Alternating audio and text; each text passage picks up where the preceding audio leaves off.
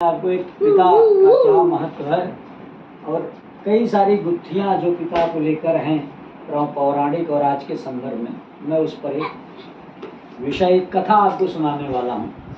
आप अक्सर सुनते होंगे एक शब्द है आश्चर्य। उसके आगे लोग कई बार जो है जब ज़्यादा उन्हें लगता है कि इसमें भी कुछ और है तो उसमें जनक शब्द जोड़ देते हैं, आश्चर्यजनक। लेकिन आपने कभी विचार नहीं किया होगा कि ये जनक का क्या अर्थ है, क्यों लगा है। और अक्सर एक आपने हिंदी में तत्सम शब्द है निर्निमेष। अब लोगों को निमेष कहाँ से आया शब्द, निर्निमेष कहाँ से आया, इस सबका जो है इसी जनक से लेना देना है।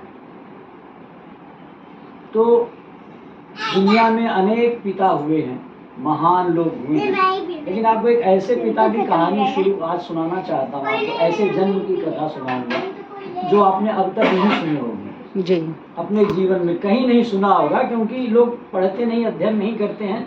तो वो सुनते तो हैं जानते, लेकिन उसकी उत्पत्ति कहाँ से, उसकी जड़ क्या है पता नहीं। तो आज मैं आपको एक अद्भुत रामायण की कथा सुनाता हूँ। अद्भुत रामायण की और वाल्मीकि रामायण की दोनों को मिला के मैं एक आपको कहानी सुनाता हूँ। पिछले दिनों मैंने हिंदी समय पे एक शब्द लिखा था, आज का शब्द निर्निमेष, यहीं से कथा शुरू करता हूँ। तो उसमें सबने कहा वाह वाह क्या है, किसी ने कहा अपलक होता है, पलकों का ठहर जाना, एक टक देखना। तो मैंने पूछा कि भाई ठीक है ये तो एक टक है, लेकिन मूल शब्द क्या है।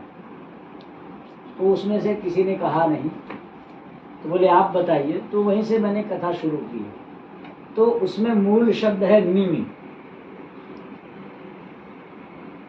और निमि से एक शब्द बना है निमेष। फिर उसमें एक उपसर्ग लग गया निर, तो हो गया निर्निमेष। तो निर्निमेष में तीन शब्द हैं, निम, निमेष और निर उपसर्ग लगा। अब निमि कौन थे? निमि एक बहुत बड़े प्रतापी राजा थे, उनके पुत्र हुए बड़े प्रतापी पुत्र, उनका नाम हुआ जनक।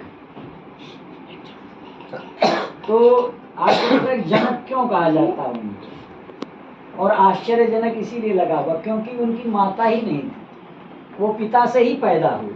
वो पहले ऐसे व्यक्ति हैं जो पिता से पैदा हुए। इसलिए जब आप देखते हैं, आश्चर्य से ही बड़ी बात है कि कोई पिता के शरीर से कैसे हो सकता बिना माँ के, आप कल्पना नहीं कर सकते, लेकिन वो हुए। इसीलिए आश्चर्य के आगे जब उससे ही बड़ा कुछ हो जाता है कि जिस पर विश्वास नहीं किया जाए, तो उसके आगे जनक लग जाता है। जय माने होता है जन्मना, मतलब ऐसा जन्म जिसके बारे में आप